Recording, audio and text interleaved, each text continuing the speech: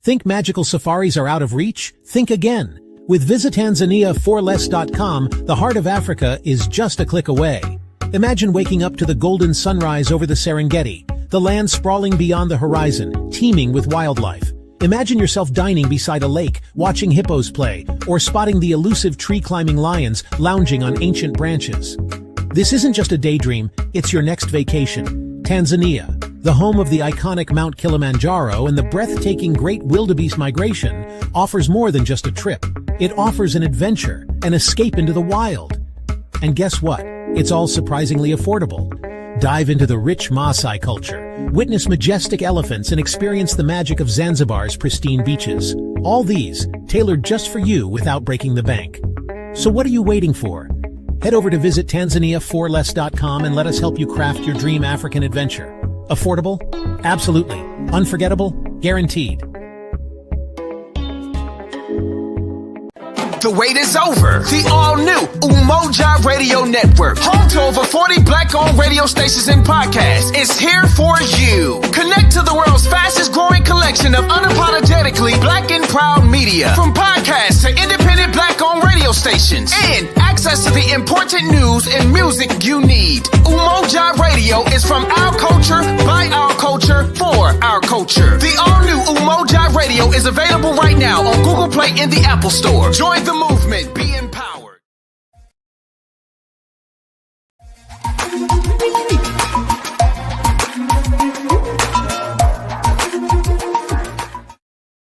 .7 The Beat. We are live on the radio and live on social media, Facebook, YouTube, and all the major platforms. Big Rob, PA, here inside the Drive at 5. How you doing today, sir? I'm fine, sir. How are you? Doing great, doing great. Our first guest for 2025 on social media and live stream. We had guests yesterday for radio. Yeah. But it's our first live stream. Yes, sir. So, and it's a very important topic.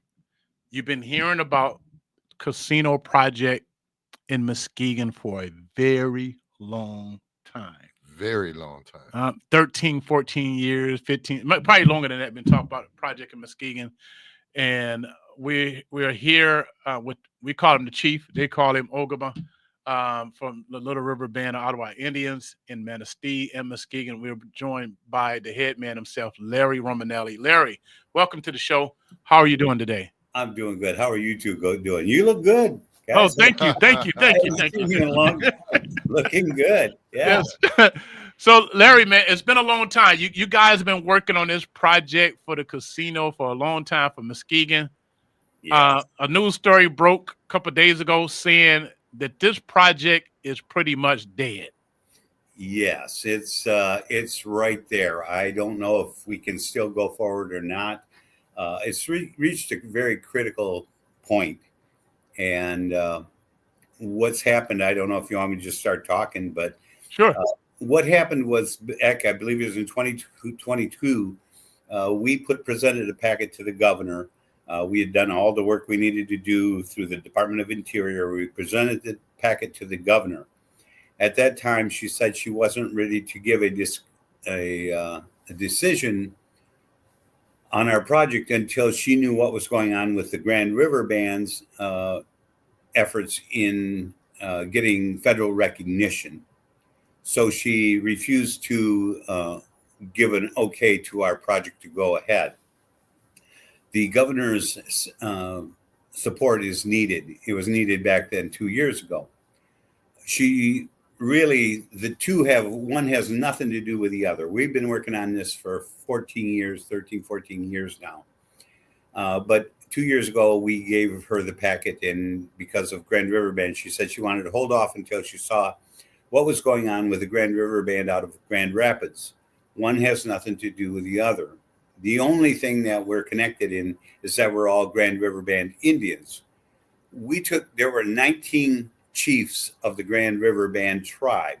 We took 9 of those 19 chiefs and became the Little River Band, so one of the bands of the Grand River.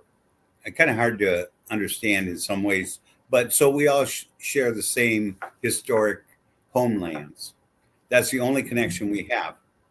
I believe, and the Department of Interior believes, that she should not have used that for a way to disallow our project to go forward. So once she did that project, that package was dead. The Department of Interior then suggested to us that because it's such a good project, that we resubmit another packet, put another packet together, which would look very much like the first one, only we would have to update some of the information because it's 2 years later. So over the last 2 years, we've been working on that updated project. And so we've done a lot of work. And what happens is that all the work we did, we've invested over $30 million. I think it's closer to $35 million into this project, and $14 million. What's happened is that some of the impact studies that we had to do, whether it's on traffic studies or whatever, those have a shelf life because new businesses may move in. So there's more traffic and, you have things like that. So they have a shelf life. Well, that shelf life is about running out here if we don't do something. And it may already have passed. I'm not sure. And if that happens, then we have to start all over again, which means another 5, 6, 7 years and another millions of dollars. And our tribe just cannot do that. So I talked to the governor, I think in October, and I explained to her that we're presenting another package that looks just about like the first one, but we're looking for some support. We've not received a yes or a no or really anything from the governor's office, and it was really needed. And we're right at the breaking point now where if it hasn't happened, I don't know that it's dead or alive, to be honest with you. I think it's near completion, and we've worked so hard. Wow. So let's get this right so people can understand. Governor Whitmer has the power to approve the project for the casino to be in Muskegon. Is that a fact? Yeah, to move forward. Yep. And we've done everything we should. Everything was good. It was a great package, by the way.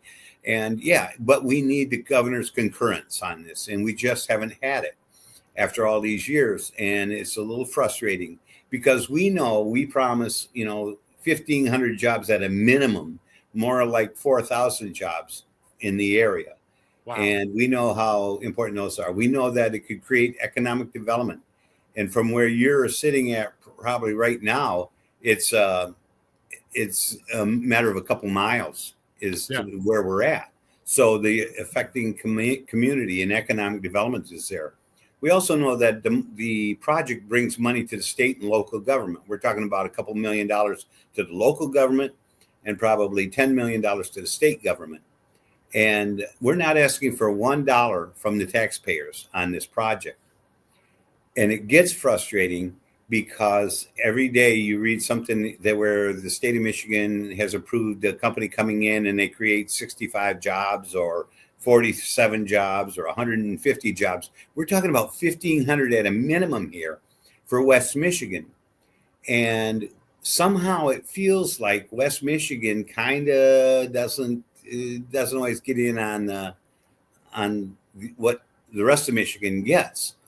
And this project goes all the way up from Manistee, where I'm at right now, down to Holland and over to Grand Rapids. We have a 9-county service area that really would be affected greatly, and you're sitting right in near the focal point here. So we're not asking for any money, so it's a little disturbing or concerning that we couldn't get the thing going, and everybody's interested in it. I think we have like 90% support for it. On this side of the state. Now, Larry Romanelli is on with us today, chief of the Little River Band, Ottawa Indians. Now, you were going to work with the city of Muskegon Heights on water supply and some other resources, right? We were looking at, there's several things that have changed over the years. We did work with the city of Heights, and I know they go through some of the same things I'm going through. I've been in office now for 18 years. And over the years, we've worked with the city and talked about different things that could be utilized. Now, the water system, I'm not sure where that went because there was some things going on, I think, with Norton Shores and Fruitport and Heights and our project. And I don't really know where all that went, but we were talking about different things. We were talking about jobs that we could create. We were looking at that it would be the southeast corner of the Heights to kind of hopefully do some work there, because you're right there on Airline and Getty in that area, and move forward towards the downtown as well. With housing and other projects. Housing, and we're doing Odino out there in Fruitport, and that was basically economic development. It wasn't for our tribal members or anything. It was economic development. We looked at doing some other housing in the area because we have some special abilities, and if we can provide jobs and housing, that's key to bringing in business as well. So those were some of the things we were looking at, and I honestly, I don't even know where the tribe is on some of those projects. It's been so long. Right. And, things keep changing out there by where our casino was to be. There's a new development. I think there's a credit union went out there, a new hotel, and it's building up, but it could sure use a shot in the arm. And we know the mall was suffering greatly there for a while, and I think it still is. Still suffering. It's on and they were calling me, begging me for some kind of good news, and I just couldn't give it to them. I couldn't lie to them. And they said, can you give us anything, because we're really hurting. And it's just unfortunate that the whole area, and the Heights too, could benefit so much by just creating that area. It was a horse race track, so there's no issue with gaming. It's right there at 31 and 96. I mean, you can't get any better than right there. We did the studies. The impact would be in actually great impact because of the jobs and the economic development around there. Wow. Larry Romanelli is on with us, Rob. I'm coming to you in a second. If you're watching online, if you got a question, you can type in your question or comment for Larry about the casino project in Muskegon. And if you have any thoughts or your opinions, you can share it online while we're live, and we'll get it out there. Rob, you got a question for Larry? Yeah. Do you think it's just the governor, or do you think it's our cousins on the east side of the state? Because there was a thing that came out about, elected officials in Detroit talking about they didn't want it to go there because it'd take business away from them. Yes, I absolutely think that might be, and I understand the position that a governor would be, and I do it too as a chief of a tribe. You have everybody pulling at you for different reasons. Obviously, a lot of votes and a lot of money come out of the east side of the state. And so she doesn't want to, upset that group either. However, we know the impact is minimal towards that side of the state. We've done every study you can think of. And for the casinos in that area and the business, it takes very little from there. It really doesn't. So do I think that's behind it? Yes, I do. I also think that closer casinos also have had an impact on that as well. And when, and just to be quite honest, that when somebody can throw $5 million somebody's way, and a tribe like me can only throw 50,000 or 100,000, it makes a difference. And, do I think that happened? Well, I mean, it's politics, but money talks. Yeah, it does, and it's sometimes going up against a big wall, and it's like, darn, West Michigan could use it. It's good on all counts. And, when you take a map of Michigan and you see what this means, and you take a look at the other casinos, this is a big, wide open area right here. And it would do so much. It would bring people from Chicago. Right. We know that right up the coast. There's a lot of tourists that love Native American facts and histories and casinos. And it would bring them right up the coast. And you've got Four Winds down there at the start, go right up along the coast, go all the way up to the bridge, and bring, good business in. And we have an airport within 5 miles. We have a water park within 15 miles. We have, good transportation. Everything fits. It just fits. So, and there's a frustration out there. I can't go to any restaurant or store that they're going, hey, Omega. They call me Omega sometimes. I go, where's our casino? And I go, man, I am working at it every day. And so the support's there, and there's people say, man, when that comes in, you know what, I'm going to ask you for a job. And I'm like, okay, well, I don't run HR, but yeah, there's jobs there. People would like to, either be a dealer. Some people are fascinated by being a dealer. I don't know what that is. It pays pretty good, but but they say, I'd like to be a dealer sometime. And it's like, yeah, there's all kinds of jobs, and it's all the way from parking the cars in the beginning, all the way to the back of the house where we have accountants and lawyers, and you have a wide variety of jobs there. And we've done great up here in Manistee through all the pandemic and all that stuff. We're still creating jobs. But what kind of job are these decent paying jobs, Larry? Yeah, the average is, well, last time I looked, and it might be a little different now, it's about 50,000, 55,000 average. Woo! And with great benefits. And this is without college degrees. Yeah, some of them are, some of them aren't. It depends on what job you have. But yeah, good. There's some good entry level jobs here that still pay pretty darn good. And I think we do pretty good overall. We have a lot of long term employees because of it. And yeah, you don't need, me. I did my work in construction. That's how I raised my family. And I didn't even have a high school diploma at the time. But the trades were where you went if you didn't have a college education, and I made it work. Well, we have those kinds of jobs because we have constant maintenance that goes on, and so you can, you have hotel. We'd have a smaller hotel, but with hotel, and then you have the casino, and then you have all these different things. So yeah, there are jobs, and people say, oh my God, well, you're going to bring it in and you're going to hire all Native Americans. We can't. Even if we wanted to. Not enough, right? No, even up here, we hold about a 20%, 25% of the staff are Native American or, related to. So 75% go to the community, and that's the way it would be there. And so it's just frustrating. I'm getting up there in age, and man, this was a big deal for me. It was a big deal because I'm a Muskegon guy. I still live in Muskegon. Right. And I grew up there, and I grew up in the Jackson Hill area back in the 60s. And so, wow. Yeah, that's going back. And in the 50s. So I'm now 73, going to be 74 here shortly. And, it's frustrating to me. It's really frustrating. I want to ask you about the ancestral ties, the Little River Band, Ottawa Indians. Ancestral ties to Muskegon. If you don't mind, share a little bit about that. Sure. And what we had to do with the Department of Interior is we had to show we had a connection to the community and that we really had the ties. Well, myself, I'm basically half Native American and half Hines. You see the Italian name. I've got some Italian in there and maybe a few others, but I have the ties. So what we had to study was the Native American ties to the area, and the West Michigan in this area was all Ottawa Indians. They weren't Potawatomis in this area so much. It was Ottawa.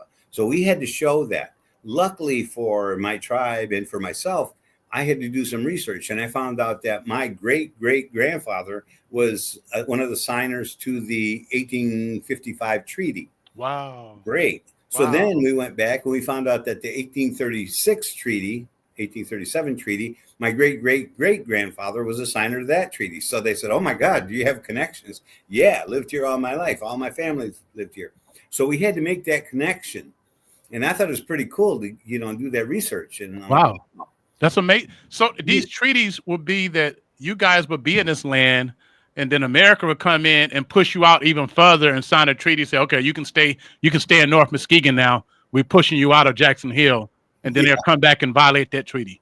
Yeah, kind of, sort of. And our last known reservation was right up in Dalton, 15 miles to the north. That's where our last known reservation was. And in 1940s, I believe it was, they had the Indian Reorganization Act, and they said, okay, all you, basically Indians, you're going to have to leave. And some of the families said, not us, we're sticking around. So I'm part of that. And so we're still here. Wow. And, the treaty of 1855, I believe, oh gosh, now it's his history here, but right. It's what created Michigan. They had to make a treaty with the Indians to create the state of Michigan. So it feels kind of weird to me to say, okay, hey, can I come back and can I do business on the lands? It's like, Your land.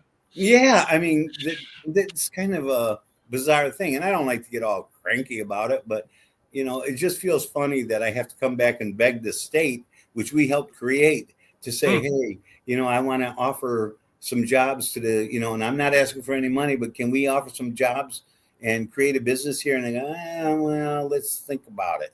Wow. What are we thinking about? Right. So, wow. yeah. We got a question, Rob. Can you take this question? Yeah, Rob. Online question. Well, okay. Can you see? Well, from Stephen Black, he said, how long would it take to complete the total project once approved? We've had a 2-year statement that we've been using, and I think that would be it. Now, 2 years ago, had she signed it, we'd already be up and running. You'd be lights and cameras in action. Would be going just about now because it was about a 2-year project.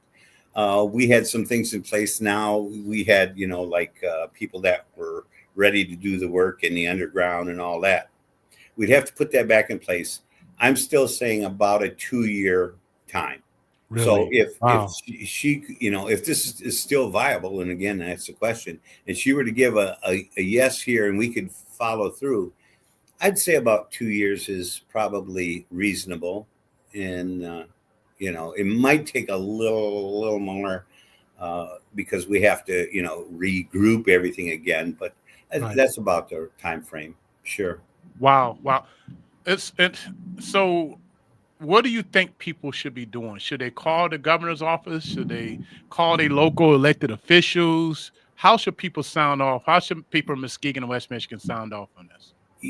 I feel bad for West Michigan because the local area, we've asked them to sign and send letters, and they've done it. They did it in great fashion, and they made all those connections for us and for themselves. They turned out in great numbers. We've had, rallies there.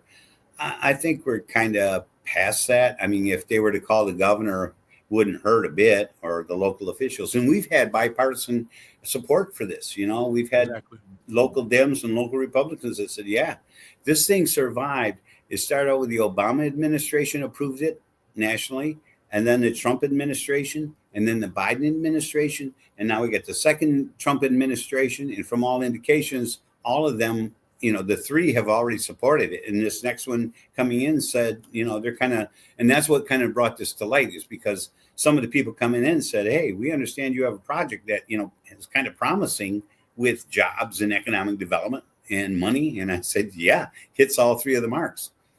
So there's an interest there. And I said, but the problem is we're kind of out of time here. And so we've had great support from everybody. And I hate to ask the local community to do anything more because they've gone out of their way to be kind and appreciative and supportive. But if they want to do something, call the governor's office and go, what the heck? And again, I hate to be a Debbie Downer, but it's like, it may be too late. It really may be too late. And that's why I reached out to the local, I think it was the local paper. And I said, wow. This is kind of like a Hail Mary. Right. Yeah.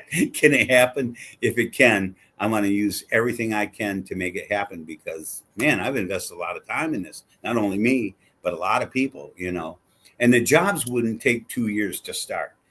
The jobs could be starting, almost immediately. I think by this, we're in the winter now, but I think by spring and summer, we'd be looking at construction things and, all the engineering would go into place and all that type of work would start. And there's probably hundreds of jobs there at least starting. And then that creates 1,000 and 1,500 jobs. And then once we get rolling, we still have about 800 jobs up here. And this is a much smaller casino, or a smaller casino than what would be in Muskegon. That'd be a bigger Muskegon casino will be bigger than the Manistee one. Yeah. So, I mean, the constant great jobs are there. So it just is shocking to me that, you hear reports of 100 jobs here and 80 jobs there. And meanwhile, right here, we're looking at more jobs than I know anybody else has, considered lately in Michigan. We had the thing that's going on 100 miles kind of northeast of us, that promises some jobs, but they're asking for a lot of money. We're not asking for anything. Wow. Not asking for any money. It's just kind of boggles my mind. Well, And I feel sorry for the residents of the area because they talk to me all the time, and I live there. And whether I'm going to Meyer there or whatever, um, somebody will inevitably holler across the room, "Hey, where's our casino?" And I go to a restaurant. right, And- right, but I right. love it. I love it, and but I just feel bad for the community because we deserve it. We deserve it.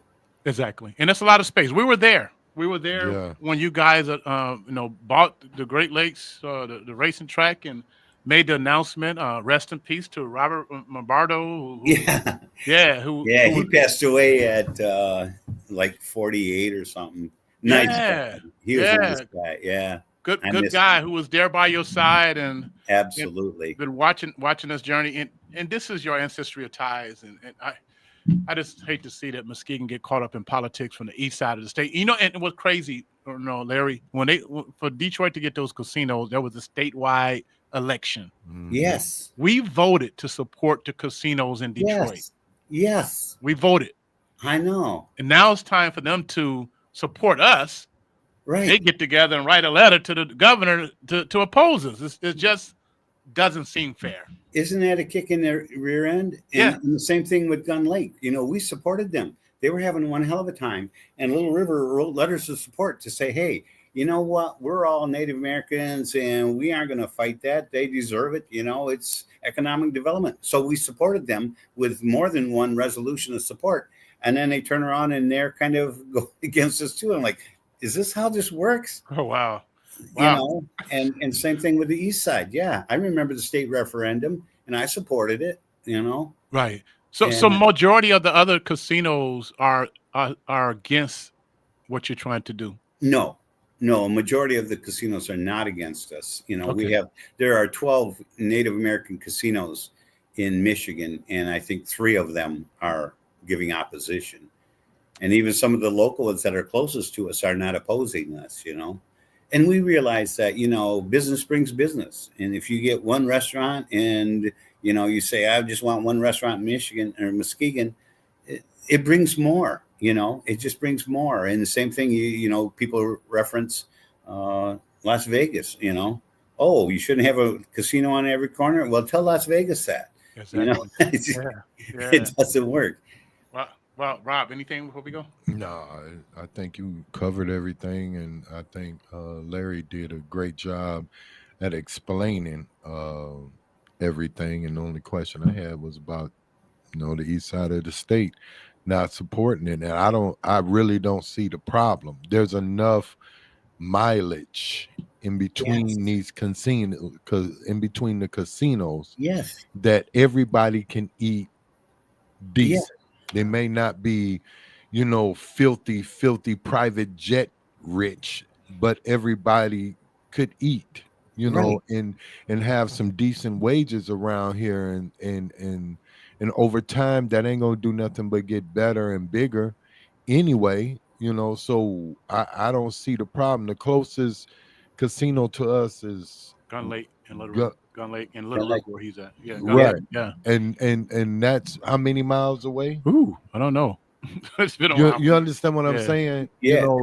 There's miles in between these casinos up this way, Yeah. I just don't get it.